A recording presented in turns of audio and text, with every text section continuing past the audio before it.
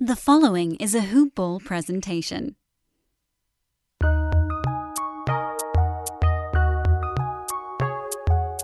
Welcome to the Fantasy NBA Today podcast.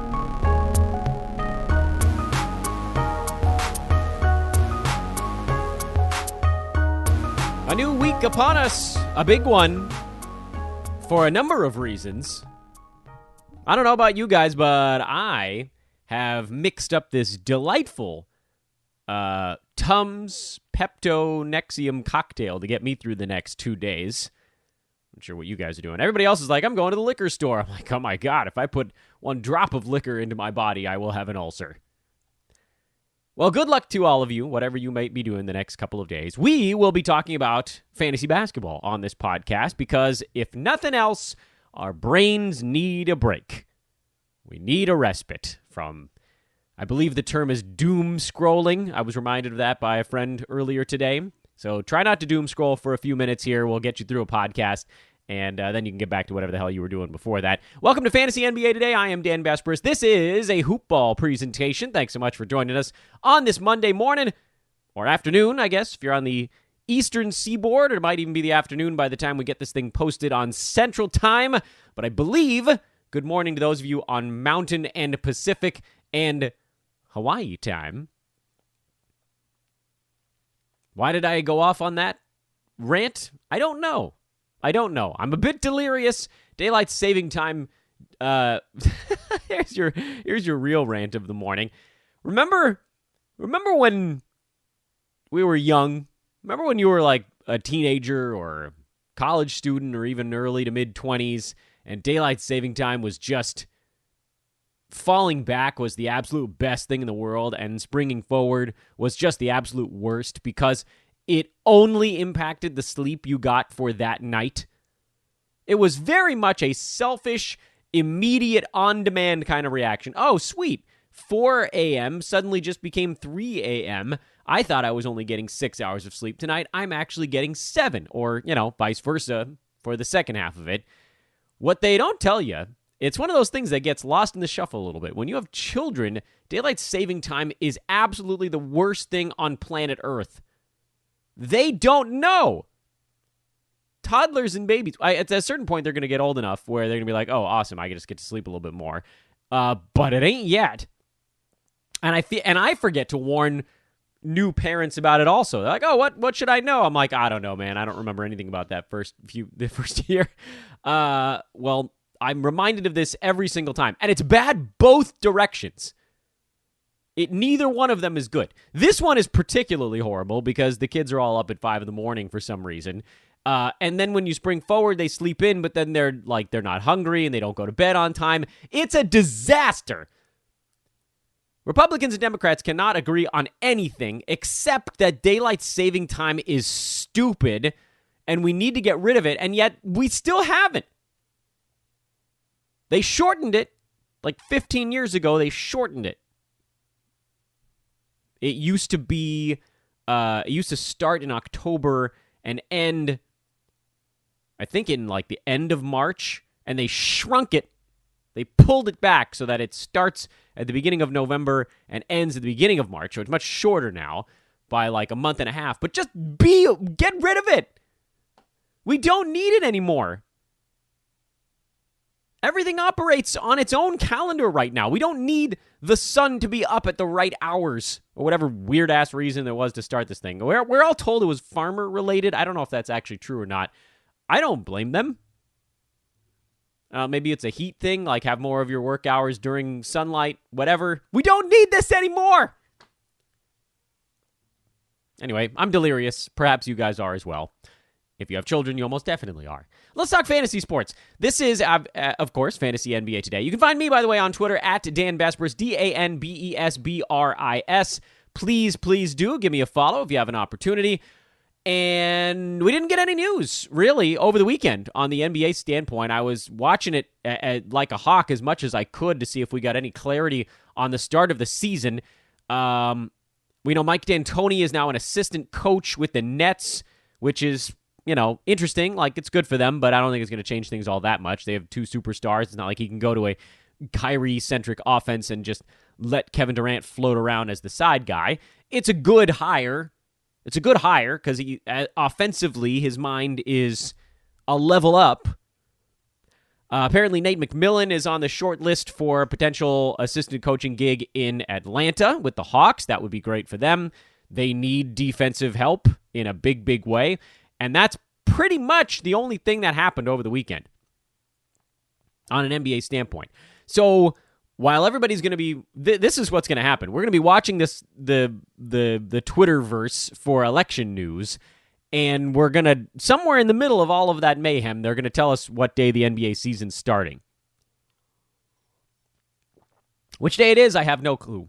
I'm still leaning towards December 22nd, but it does seem like the players are pretty pissed about it, and so that makes me think maybe they come to some sort of in-between agreement like January 1st. Man, it's tough to give up Christmas, though.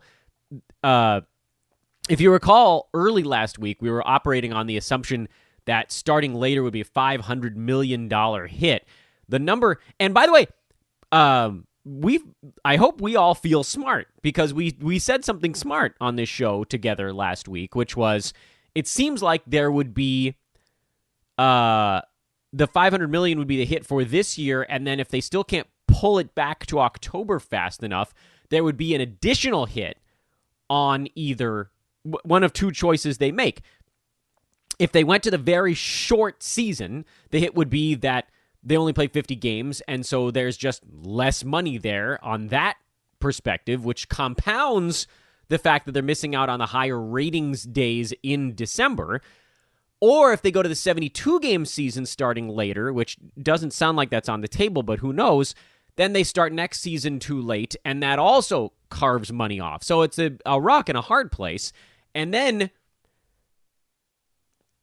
towards the end of the week, the report came out that it might actually be closer to $1 billion in losses because of that secondary effect.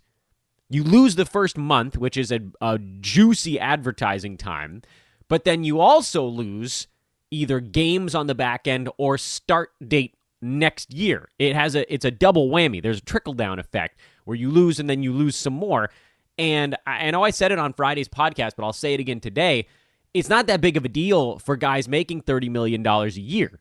Their contracts are locked in. If their next contract is only $20 million instead of $30, it ain't going to change their life outlook all that much. They've got $150 million in the bank. Then 4 years after that, the difference between having $200 and $210 million in the bank is nominal. You're at a certain threshold where it just doesn't matter anymore. Like, you hit a certain amount of money where you should probably just be giving half of it to charities or, building up foundations the way that a lot of these guys are, by the way. Not picking on NBA players. I'm just saying there's a threshold by which you don't need it as a human being. You don't need more than a certain amount. There are, however, guys on the other end of the spectrum, rookies looking for their first big contract, veterans looking to try to get a few years, chase a championship, that kind of thing.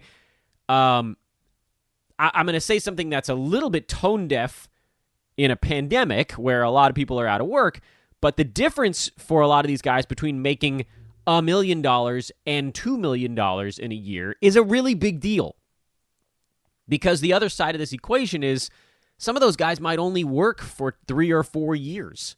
They may only have a short NBA career. They might be trying to pile up $400,000 or $500,000 veteran minimums contract at the end of a thing.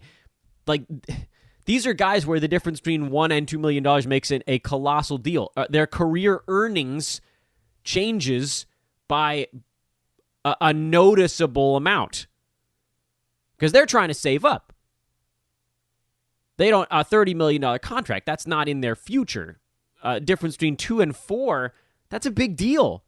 If they can only make it for a couple of years, they want to be set. They want to be able to invest it. They want to be able to be good for retirement, move on to whatever they're doing after the NBA. That's not going to pay $2 to $4 million. So there are a lot of players in the NBA that really need the salary cap to stay where it is. There are enough chintzy owners out there that giving them an opportunity to underpay they just don't need it. So we'll see. I still think that December 22nd is happening because there's just too much damn money on the line, but we shall see. When we left off on Friday, we were 30 picks into our results from the way too early 8-category industry mock draft. We're going to pick right up with that on today's podcast. But before we do, I want to thank you guys for signing up with our buddies over at mybookie.ag. I hope you guys enjoyed the spooky season over at MyBookie. Unfortunately, they had their biggest spooky day was a day we didn't have a podcast. They had, I think, 6 blackjack tournaments that you could enter for free on Saturday. There was like the ghouls, goblins, skeletons, all that. They had a bunch of Halloween themes, funny wordplay and whatnot. There was $1,000 prizes split between the top 20 or 30 people in every single one of those all Saturday long. So they had these blackjack contests running all day long. They were short ones, so you had a really good opportunity to win. If you just got on 1 or 2 heaters, you could win actual cash, and I hope you guys enjoyed that. Right now, they go back to having 1 blackjack tournament a day. So even for those of you that don't bet on the NFL, or college football, since those are kind of the 2 big things happening right now, our team does. Devin, Ira, John, Troy, all those guys, they're hammering away over at Hoopball Gaming on Twitter. Those guys are betting on football. If you don't, you can still play these free blackjack tournaments for actual cash prizes all week long, once a day, every day. Go there now, mybookie.ag. Make sure you enter the promo code HOOPBALL when you sign up if you want a 100% deposit match bonus.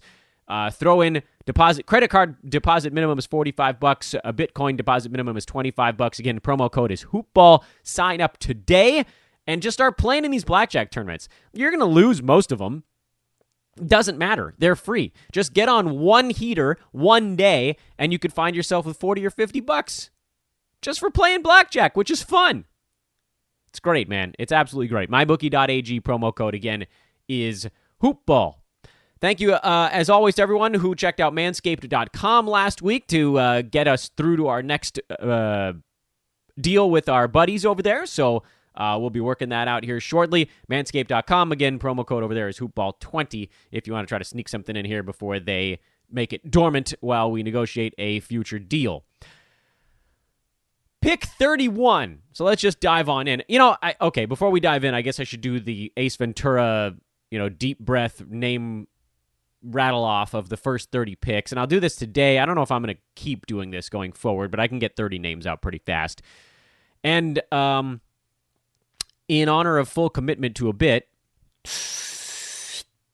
James Harden, Anthony Davis, Steph Curry, Karl-Anthony Towns, Damian Lillard, Giannis Antetokounmpo, Kawhi Leonard, Trae Young, Nikola Jokic, Luka Doncic, Kevin Durant, LeBron James, Jason Tatum, Bradley Beal, Devin Booker, Jimmy Butler, Kyrie Irving, Joel Embiid, Bam Adebayo, John Collins, Chris Paul, Zach LaVine, Paul George, Kristaps Porzingis, Kyle Lowry, Ben Simmons, Pascal Siakam, DeAndre Ayton, Drew Holiday, and Russell Westbrook. I believe his line in the movie is, "And one hell of a model American." He's looking for Ray Finkel and a clean pair of shorts, just in case you guys had forgotten. So that was the top 30 in our 8-cat, and I know I said those names so fast that you're probably not going to be able to make heads or tails of them. If you want to go back and listen to analysis, it was Wednesday's show last week. We broke down the first round. We did the top 12. We did the next 18 names on Friday's show. So that was our one from over the weekend, the most recent episode we put together. So far, one of the things I wanted to make sure you guys were noting as we worked our way through this analysis is that we were at a point in the draft now where news was just starting to come out that the NBA was trying to get going by December 22nd. So a lot of those guys drafted early. LeBron James, Jimmy Butler, Anthony Davis, who's on my team in this draft. A lot of those guys would be taking a hit as folks now start to reflect upon possible load management. I'd say probable, actually. It's more than possible. It's almost guaranteed for those guys, particularly the veterans that played deep into the bubble season. We pick up with pick number 31 on today's show, and that was my heart, Robert Covington, who, of course, has a slightly different value standpoint in 8 category versus 9. I know that's the first thing everybody's going to say when he gets drafted in the mid-30s in an 8 category league, is that there are guys that leapfrog him a bit because one of his great attributes is his ability to not turn the ball over. And it's a big deal. He averaged 1.5 turnovers a game. In 8 category leagues, he was at number 46 on a per-game basis. Played in 62 games last year. He's better than that with Houston than he was early in the year. So you could make the argument that this pick is not that far off from where he was with the Rockets in an 8 category format. And it seemed like he had his health back this most recent year. And in a 9 category league, getting Covington at 31 would have me just rolling on the floor happy. In 8 category leagues, to me, there actually are a few more exciting options left on the board. And, it's a strange, because, with Covington being as durable as he was this year, you can kind of give him that extra feather in his cap, but he had gone through some knee things that had been plaguing him for a long time. So I don't know that we can necessarily just guarantee he's going to have another year where he plays in most of his team's games. And as much as I love him, this is a tiny bit too early for me in 8 category leagues. Going immediately after Rob was Nick Vuchevich, who I actually think was a pretty good pick at this spot. He was number 35 on a per-game basis in 8 category leagues. He missed a handful of games this year, but not so many that it would sort of break the bank. He's also a low turnover guy, but he's just an easier guy to ride in fantasy in general. I mean, I love Rob Covington, but I think Vooch should be going in front of him because he's just a little bit more reliable. So I don't have any real problem with this one. He fell because it's 8 category, and we'll see what Orlando does. I mean, as they ramped up their offensive pace, he wasn't a guy who had a giant bump because of it, because he's such a focal point anyway, but it's going to help all of them if they keep playing a bit faster this coming year. Chris Middleton was pick number 33 in this format. It's just exactly where he finished last year in 8 category leagues, on averages of 21, 6, and 4 with a steal and basically a 50, 40, 90 season. I don't frankly see how he gets better season over season. So I'm a little bit afraid of Middleton at 33. Last year felt like basically as good as it gets. And there might be some rest days built in. Not that they went ultra deep in the bubble, but they were in it. And they're playing for the playoffs. Like they've shown they can handle the regular season. So it's not like his minutes are going to trend up very much. Not if they don't have a coaching change, which it doesn't look like they will. So, we're getting into a spot here. So I don't want to really pick on Middleton all that much, because we're getting into a spot where there aren't that many guys behind him here that are equally safe and potentially more interesting. He sort of fits the mold at 33 of a guy who's safe, not a ton of downside. The risk is relatively low, and there's maybe, I don't know, 2, maybe 3 guys on this list that I would trust more than Middleton. So it's not, I gave him a hard time. I just think he's going to have a tiny bit of a regression this coming season. Next person off the board was Brandon Ingram. Not a huge fan of this one. I know he was number 22 in 8-cat last year, but I really didn't like what I saw once that team got fully healthy. Obviously, I loved what he did to his fantasy game overall, but I am likely not going to end up with Brandon Ingram this coming year. And it's funny, I wasn't going to end up with him last year because I thought he's a guy who hasn't shown us the ability to turn the corner in any of his issue categories, and then he turned the corner in all of them. This year, it's because I think folks are expecting something more like what he did before Zion came back, and that's probably just not going to happen. Donovan Mitchell was the next man off the board. This will surprise some people, by the way. Donovan Mitchell only had 2.7 turnovers last year, and it bumped his numbers a little bit, but he was still number 44 on a per-game basis in 8-cat leagues. He is extraordinarily durable, so he gets that kind of DeMar DeRozan bump in totals leagues because, if you play in almost all of your team's games, he bounces all the way from 44 to 24, much the way DeMar DeRozan bounced from 40-something to 22. And so he falls actually into that same bucket where he's, probably going to put up numbers that are not that far off from Middleton's, maybe a little bit worse, but probably play in more games. So I might be filing him as a guy that I would consider equally safe. Final pick of round 3, pick number 36 was Shea Gilgeous-Alexander. I think this is a pick with a boatload of upside. He was number 52 on a per-game basis in 8 category leagues this last year. He played in 63 of their games, so by totals, he was actually better than that. He ramped up as the season went along, got off to a slow start, and then was extraordinary for about the final 2.5 months. Finished with averages of 19, 6, and 3.5. 1.8 defensive stats, 47% from the field, 80 at the free throw line. If there is continued improvement, I would expect it to be in his shot and maybe free throws. I also would expect turnovers to go up a little bit if the Thunder move Chris Paul, which I do think is likely to happen, or at least maybe likely makes it seem like it's more than 50-50 shot. A 50-50 shot is relatively likely in modern NBA terms when it comes to a potential trade happening. So there is this giant room for him where does the extra responsibility end up hurting him a little bit? Yeah, maybe, but we've talked about this before. Usage is more important at the end of the day. If his usage goes through the roof, you could suffer a 1 or 2 point field goal percentage hit.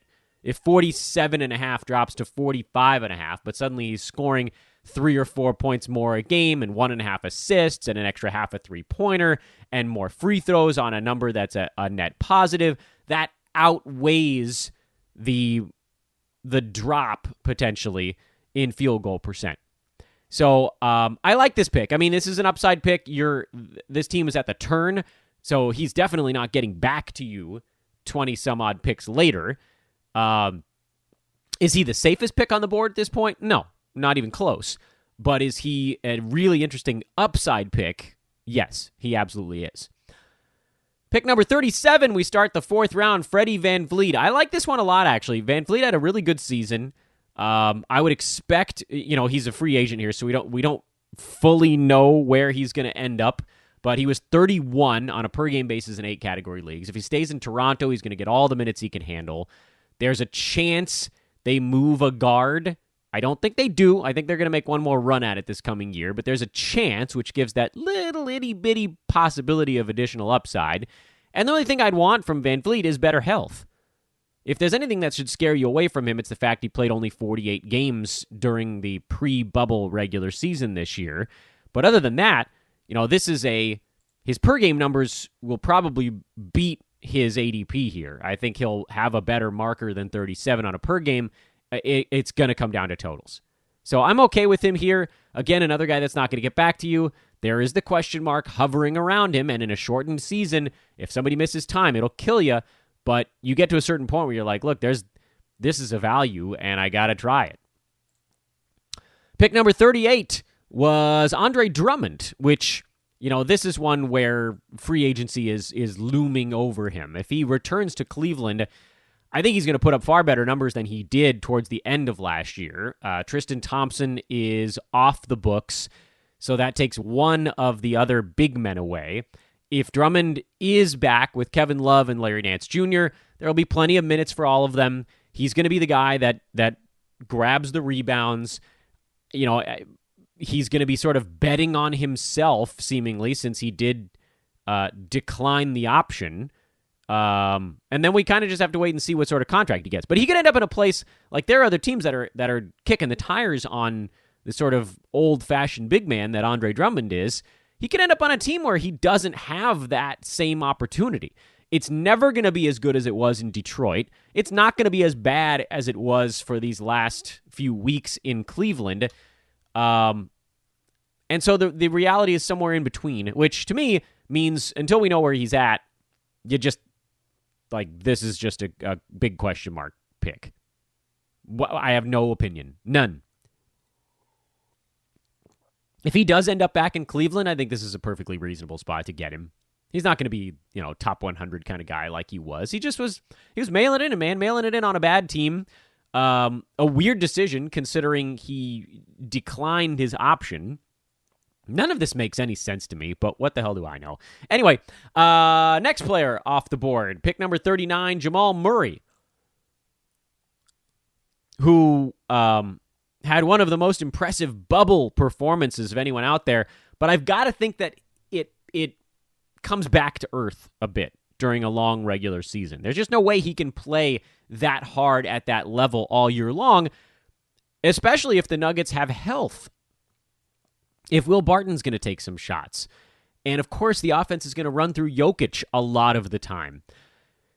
And so, unfortunately, when you look at Jamal Murray, there just isn't that much more of the apple he can bite. He got better, so it's a possibility that you see his field goal percent tick up. Let's say that ticks up, and then, the resultant extra, fraction of a point, fraction of a three-pointer, maybe a little bit more in the assist department. They're just, unfortunately, as that team is currently constructed, and maybe they move some people, I don't know, there's a lot in his way from taking that massive statistical leap. We've seen the actual physical ability leap happen in the bubble. He became an elite-level guard during the Orlando situation.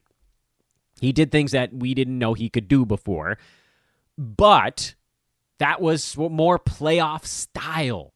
The game was more half-courty. When things get into a regular season and teams just aren't playing, they're not going to play as hard, he's not going to have to do the things he did during the bubble. They're going to get easy looks from all sorts of different spots, and those guys that got iced out during the bubble are going to be doing more stuff. So as much as I liked what we saw from him, I don't know that his numbers change much year over year, even if his actual basketball ability is better. It's a strange phenomenon to try to reconcile that in your mind, but I think that's the way we're looking at it. Pick number 40 in this draft was Yusuf Nurkic, which I like that one a lot, actually. He's not going to be anywhere near as good as he was during the bubble, but he showed that he's basically back to being the guy he was before the gruesome injury, which was roughly in that 30 to 50 range. So, yeah, I got no problem with this one. Barring another freak injury, he should be fine for a regular season, and you get yourself a really nice center. No issues there. Mitchell Robinson at pick number 41. In 9 category leagues, this one is a no-brainer. In 8 category leagues, he was number 79 last year. He didn't have to do a lot. I mean, he's going to have to be Hassan Whiteside to get up to near this spot in an 8 category league, because I don't think his turnovers are ever going to get above 1, but we're going to need to see a double-double and 3 blocks, basically. I know it's nuts, but he is far more built for 9 category because of that insanely low turnover mark. His field goal percent, his blocks are always going to be crazy high. I love the idea of what Tom Thibodeau can potentially do with him. I got to think that he's the direction they're going, and his field goal percent is crazy high. In a 9 category league, he's a guy I'm targeting. Hard targeting. We talked about that on the show before. I think he's going to be a great draft day steal. 8 category leagues? I don't know. I think we could do better here. We'll talk to Josh. Don't worry. Josh will be on the show. This is Millman's team. And we'll get his thoughts on why he went to such a low turnover guy early. I maybe we're like 1 round off in my mind, but some of these other guys coming up are just such a safer 8 category play. D'Angelo Russell's not necessarily the one that I had in mind for this particular spot. I don't think he's the safer play. He was, however, number 39 in 8 category leagues last year, and he'll actually probably be pretty good this coming season. I mean, he's going to be the number 2 option in Minnesota. He, I think, is going to try to stay healthy and play, and so that high turnover mark, you wipe out one of his 2 really bad categories along with field goal percent, and he becomes a pretty interesting fantasy player. So, I actually kind of like this one. He's a guy that I've mostly faded throughout his career because I'm mostly a 9 category guy. But, again, just kind of comparing some of these players, I think I'd rather have D'Angelo Russell over most of the guys we've talked about on today's podcast so far. I think that's a really smart play. His upside is big in Minnesota. Wiping out turnovers is big for his value overall. And so I think I like it. It's a weird thing to say about him. Jaren Jackson Jr., the next man off the board. This is to Jonas Nader's team, to no one's surprise. The question is he turning the corner? He He was number 63 in 8-cat last year. He's a lower turnover guy, which, again, makes him a little bit more suited for 9-category leagues, having low turnovers. He needs to fix his percentages. The fact that both of them were sub-league average is just not going to fly for me on a power forward. If you're going to be a power forward who only gets 4.5 rebounds a game and tells me you can get me threes and blocks, I'm going to need percentages on top of that if I'm spending a 4th-round pick on you. So I need to see a little bit more out of JJJ. We know the ceiling is crazy high, but we just haven't seen it happen yet. What are you going to do? Rudy Gobert, who just continues to sort of plug along. Rudy Gobert might end up being an old man squad kind of guy this year. There's an inordinate amount of hate for him happening, and I'm not certain that I fully comprehend it. 42, 43, the 44th. He's the 44th pick in this draft, and he was 38 in 8-category leagues last year. I mean, this one, like, I get it. When he comes up at 44, you're like, yeah, well, he's a center with low turnovers, so he probably wasn't that great in 8-category leagues. He had, I think by all accounts, we could call it a pretty down year, and he was still 32 on a per-game basis in 9-cat, and like we just said, he was late 30s in 8-cat. And to his credit, he played in 62 pre-bubble games this year. He was actually number 20 by totals in 8-category leagues, and he was 14 by totals in 9-category leagues. The Rudy Gobert hate is way too strong. And fine, you know what? Go on. Everybody go ahead and hate the dude. I'll scoop him up in 3rd and 4th rounds in 9-category drafts this year, and I'll be thrilled about it. He's a 2nd rounder by totals in both. He seems to have moved past the weird, 1 year he's healthy, 1 year he's not thing. Yeah, crap, I would take that guy in the 40s. That's insane. We're talking about Gobert here. We're talking about a guy that, when he's really on his game, can carry you in 3 categories. He's elite in rebounding, blocks, and field goal percent. Elite level. I don't know. This one doesn't add up for me, but whatever. I love it. Nice pick. I like this dude's team. I think that's Matt Smith. Yeah. Great team so far. Dame, John Collins, Drew Holiday, Rudy Gobert. Massive values, I think. I think I like his team more than mine. That might be my favorite club so far. Jaylen Brown went at 41. No, 45. Sorry, I lost track of where the hell we were in this thing. Jaylen Brown at 45, which is interesting. He's going to need to take another small step forward this year. He was 57 in 8-category leagues this most recent year.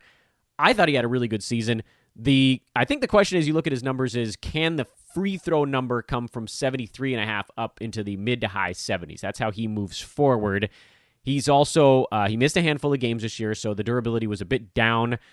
This, I think, was a tad early for me on Jaylen Brown, but he's a really safe play. He's not going to have a bad year. And one of the easiest, and this is coming from a Laker fan, one of the easiest dudes in the NBA to root for. He's just a brilliant, terrific guy, motivated. Love it. Easy guy to root for. Probably a hair early for me on fantasy, but I think we kind of move into the next chunk of players after that Gobert pick for whatever reason. This seems like arbitrary, I guess, but as you look at the quality of guys coming off the board now, there was a little bit of a drop. John Morant went at 46. It's a roll of the dice. It could work. Ja was 75 in 8-category leagues, and he was far better than that in the bubble. So, the question is, to me, there are 2 things you look at his stat set and wonder, are these things going to improve? One of them is his shooting, which I assume over time will slowly get better. The question is, how fast does that happen? And defensive stats. 1.2 is not enough combined for me, for Ja. So hopefully we see steals trend up. Free throws, I don't know if they're going to get a ton better until the shooting gets much better, but he could very easily hit this mark if he's healthy and takes a small step forward. I'm probably not going to be the guy to roll the dice on him, but I get it. I understand it. It's just kind of outside my normal path. Interestingly, with the very next pick, I took Lonzo Ball. Now, hear me out on this one. This is a pick made largely on the notion that Zion is going to play most of the games next year. It's also not as insane as it sounds when I said it out loud. You guys know where Lonzo finished in 8 category leagues last year on a per-game basis? 48. I got him at 47. So by all accounts, I took him exactly where he was last year, meaning if he matches his production from this most recent year, he's not a perfect pick. The term perfect pick, I think, would be someone who outperforms their number, but he is a break-even pick. He played in most of their games, just enough to where his totals are going to sit pretty close to his average. But the one thing that really jumped out is how much better he was when Zion was there and they were running. They were running and gunning. Lonzo averaged 12.5 points, 2.5 threes, 6 boards, 7 assists, 1.9 defensive stats. His percentages were still hot garbage, but he didn't take that many shots. And then he has 3.1 turnovers last year, which I think will probably always be in the high 2s to low 3s as long as he is doing as much orchestrating as he did. You know, the thought here is if he takes even a tiny step forward, like if his free throw percent goes from 57 to 60 or his field goal percent goes from 41 to 42, he outperforms the mark. If he plays the way he did with Zion for a decent chunk of the year, he blows this number out of the water. He was just a different guy with Zion on the floor. Just gave him a different kind of target. And so I actually liked, again, the 8 category more than 9 because of the high turnovers. Lonzo was still decent. He was 70 in 9 category leagues on a per-game basis. But, you factor in that turnover bump, and I was a little surprised he was still there, honestly. CJ McCollum went at 48, which I thought was a little bit early. CJ was 56 in 8 category leagues last year. Turnovers are not really his thing. I think maybe fits that mold more in 9 category leagues. Nurk being back probably takes a tiny bit away from both Dame and CJ this coming year. And if Portland, heaven forbid, spends their salary cap space on a decent power forward, that could also take a little bit away from their 2 main guards. So this is a little bit early for me on CJ. I think you could make an argument here in 9 cat at 48 because he'd be a really safe play where you know exactly what you're getting every single year. But 8 category leagues, I think you could take a flyer on somebody who's going to kick it around a little bit more. The other pick on the turn here from our buddy Eric Ong was Christian Wood at 49. I think that's where he's probably going to be going in a lot of drafts. Certainly his upside is better in 9 category leagues. I don't think he's going to be turning the ball over all that much this coming year. We also don't know where the hell he's playing. So this is, I think, kind of a guess pick where, and it's reasonable too from Eric to say, look, I think he's going to end up on a team that's going to play him 25 to 29 minutes a game. And if he gets those minutes, he's a top 50 guy. So, easy enough. It comes back to me now at pick number 50. We're at 50 here. Yeah, second pick of round 5. How are we doing on time at this point? Yeah, we're getting towards the end of the show. And I went with Devontae Graham. This is all super weird for me, by the way. You guys know I'm much more of a 9 category guy. And so I perhaps I'm loading up at guards a bit at this point. I have Lonzo Ball. I have Ben Simmons. I have Devontae Graham. So basically 3 dudes in a row. I took primary ball handlers / passers, ultra high usage guys. In 8 category, you just want as much usage as humanly possible. You just want to pile that up until you can't have any more. And I know what you're thinking. Devontae Graham's field goal percent was so atrocious. How can you possibly take someone like that after you preach how easy it is to win the percentage categories if you just pay any attention to them? Well, here's the thing. He's still going to be very bad in field goal percent this coming year, but I do think he's going to be better than 38%. I think he gets that up to 40.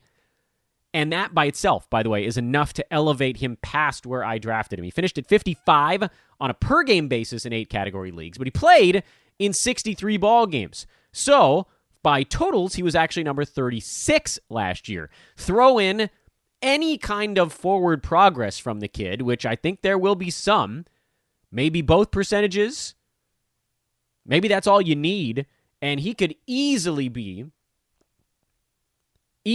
by totals, if he's durable again, at 36 this last year, he could be in the 20s. He could be like 28, 27 by totals, and by averages, I could see him as a fourth rounder. So I thought there was some upside here to grab him early in the fifth, about a round to a round and a half of potential upside by averages, and maybe even more than that by totals. And even though he's the kind of guy I probably wouldn't touch with a 10-foot pole in a 9-category league, he fit the mold here in 8-cat. I don't care about his high turnovers, and I think that there's a step forward for him to take in field goal percent. So just over, this is a really young guy. He came out of nowhere. Nobody knew what the hell to me, this was like, you're basically like drafting a rookie point guard, and it went about as well as it humanly could. Let's go ahead and put a pin in things here at pick number 50. We'll just sort of slow plot our way through this draft, and this allows us to give analysis on pretty much everything we work our way through. And by the time we finish breaking down this draft, we might actually know when next year's season is starting. So, yeah. If you're starting to ramp up and you're getting a little bit excited the way we are, hit me up. We're looking for people here at Hoopball. Literally every branch of the operation is looking to expand. Betting, DFS in other sports. If you happen to be good at those, hit us up. The sales team. We'd love to continue to grow the sales team. Season long, we need people to write about fantasy and cover blurb shifts. All the stuff. Hit me up at Dan Vespers on Twitter, and we'll get you into the application pipeline. Thanks for listening, everybody. This was your Monday edition of Fantasy NBA Today, a hoopball presentation. Hope we distracted you guys for a few minutes because it's a crazy week in America. Back at you tomorrow morning, Election Day. Oh, man. Are we going to get through tomorrow's podcast? Have a great one, everybody. We'll talk to you then.